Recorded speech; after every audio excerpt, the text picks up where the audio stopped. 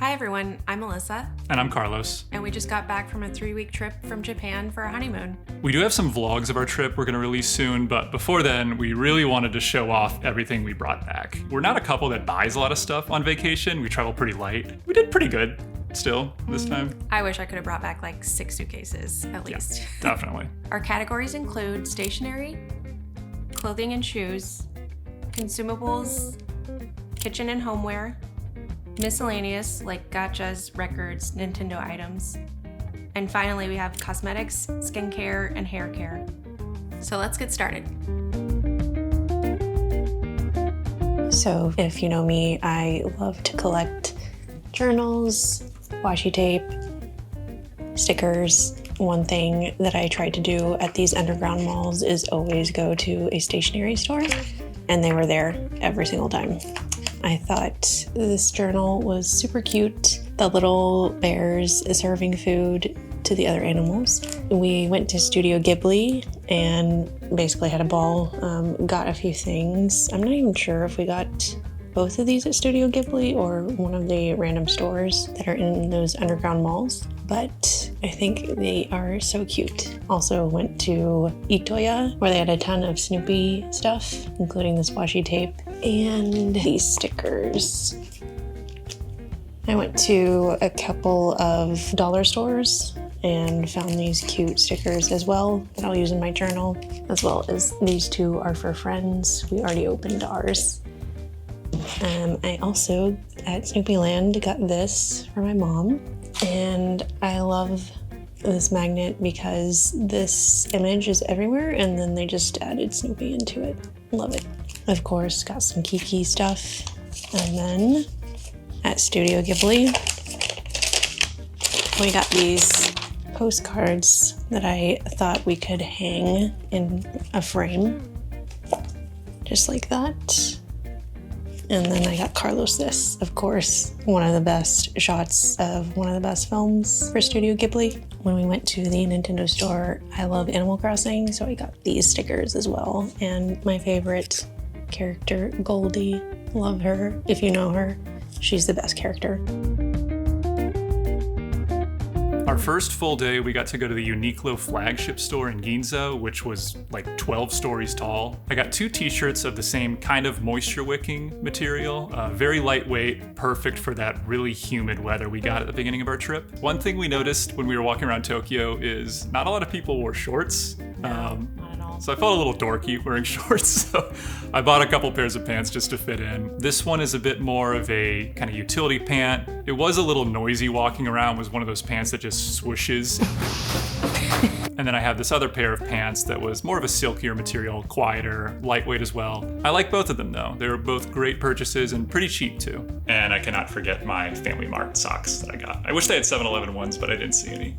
The best part of Uniqlo is that everything was so cheap compared to the Uniqlo here in LA. I think it was at least half the price. I got this beautiful navy skirt. It was actually like pretty lightweight, and it came with a slip that went underneath. I didn't really wear it because I brought those like Spanx like shorts. It also rained a lot, so I ended up getting a nice rain jacket. It came in handy basically the entire trip.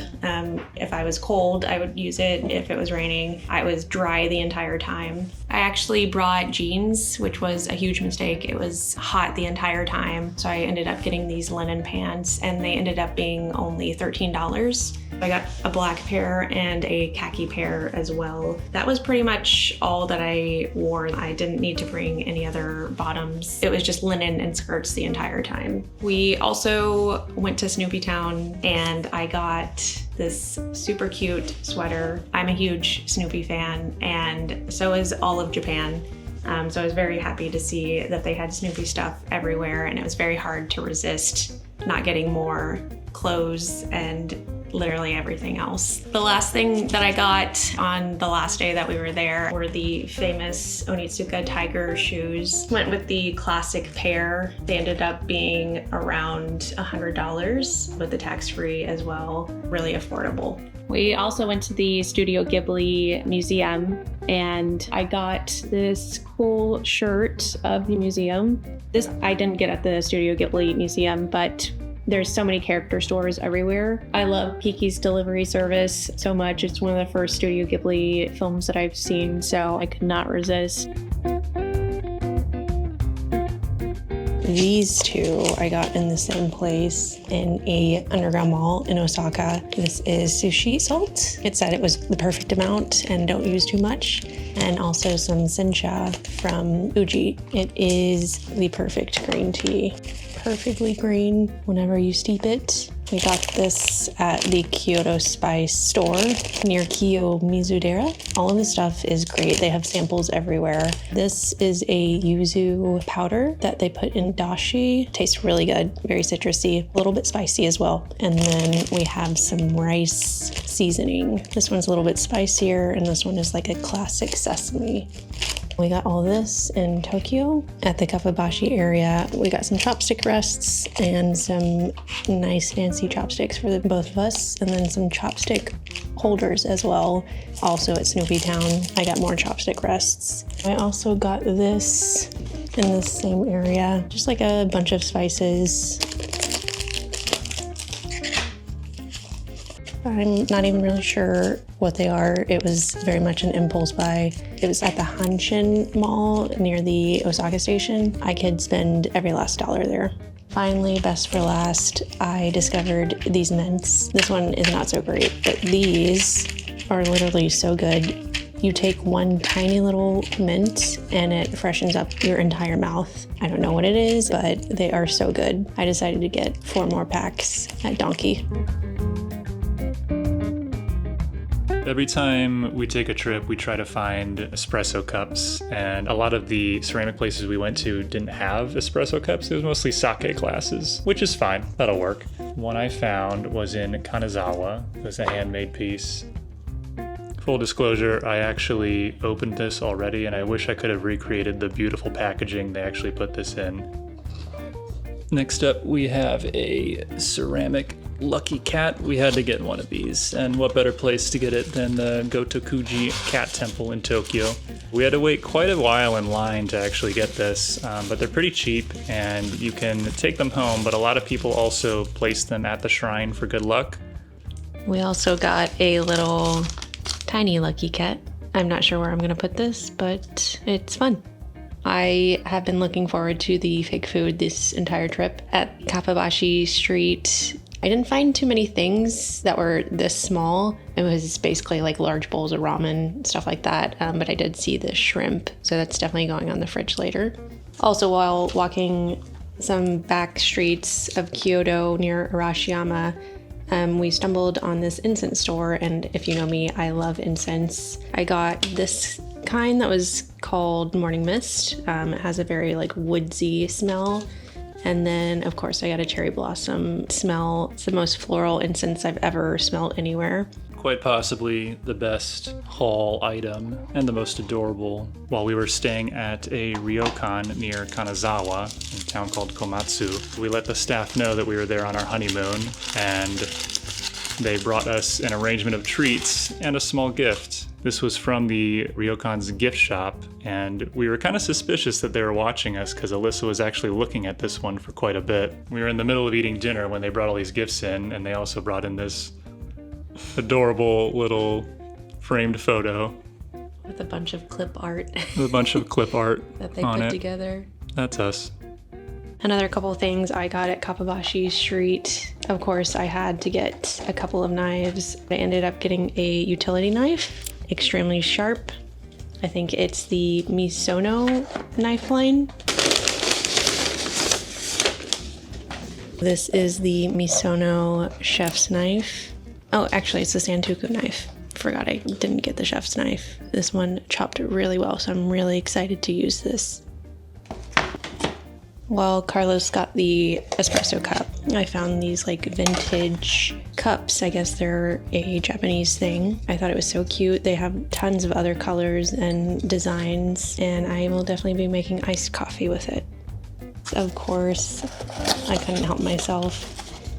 I got this Snoopy plate. It's so cute. And then they sell these scenery boxes. I already put this one together as soon as I got home. And And then I have another one to put together. I got this one. I also wanted that one, and that one, and that one. So next time. Last but not least, we were looking for pottery and found this standalone pottery store. I got a rice bowl. This one really called out to me. I thought the design was very beautiful. There was a lot of pottery places that definitely has mass manufactured stuff, but I knew this was original from the store.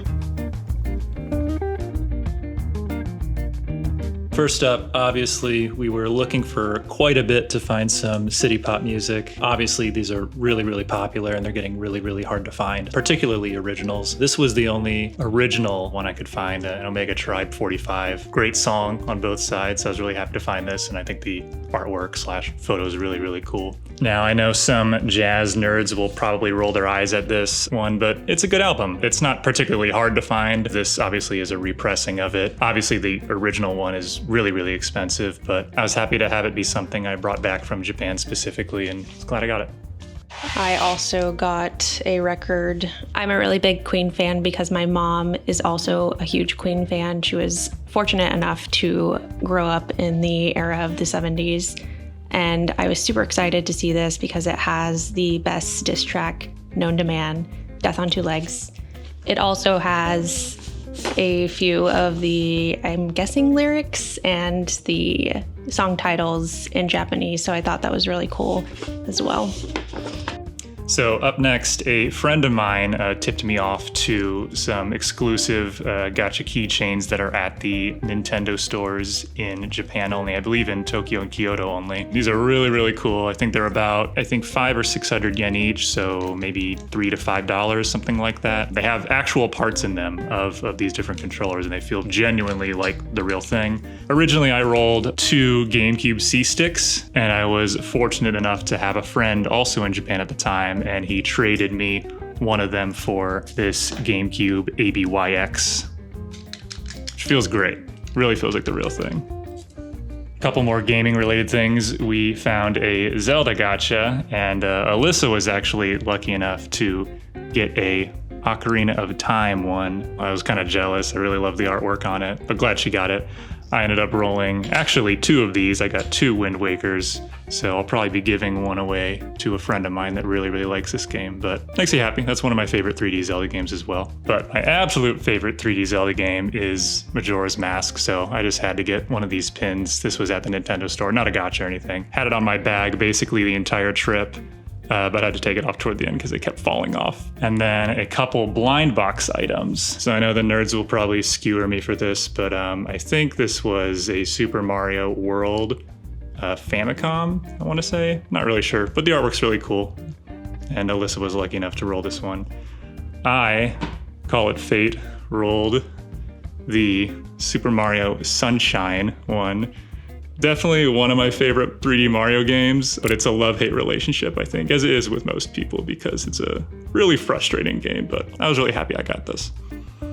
I also got a blind box. If you know me, I love Animal Crossing. I didn't go as crazy as some people do. They have a lot of homeware, like scales, knives, stuff like that, but I got one of the blind boxes. I don't know what this character is, but I thought she was really cute and I attached her to my bag, so she accompanied me during my travels. I also didn't go as crazy as I thought with the gachas. We intermittently rolled a few.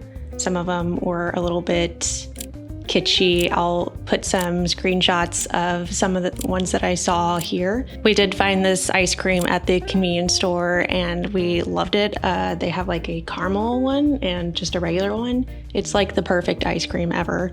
I also rolled this in hopes of the vanilla one because I also tried that one, but I got the edamame kind, which is fine. I never tried it, but it's funny how if you take it off, it actually looks like ice cream and it comes with a little spoon too. I also saw this guy. I have no idea who he is, what he does, what his deal is, but I just thought this gacha was really funny and it's one of the bigger ones that you can get. I believe it was probably 300 yen. which is one of the cheaper ones. So I was really happy to get him because he just looked so disappointed that his ice cream fell on the floor. Carlos also got me these pens. He got this at Donkey, and we went to the Snoopy store in Kyoto, the Snoopy Chaya, and I thought this was super cute. So I can't wait to display this as well. I also got this at a Snoopy Town, I think the one in Tokyo. I love Woodstock too, he's so cute. I think it's one of my mom's favorite characters. That's how I know Snoopy and love Snoopy. So I was happy to roll that as well. I rolled this as well at a Snoopy Town. I kept it on my bag the entire time and it's sadly already peeling, so I'll have to preserve that somehow. And the rest of the gachas were pretty random. I don't know what this candy is, but it looks like actual candy. Carlos also rolled this as well. They had different eras. I think this one was from the 90s. They had from the 60s, 70s, 80s. I also rolled this in hopes of getting a melon float, but I ended up getting, I think, what is a cake or pudding? And this was my first gacha that I rolled. I don't even know what it is, but I was so excited about it, and it makes a little noise as well.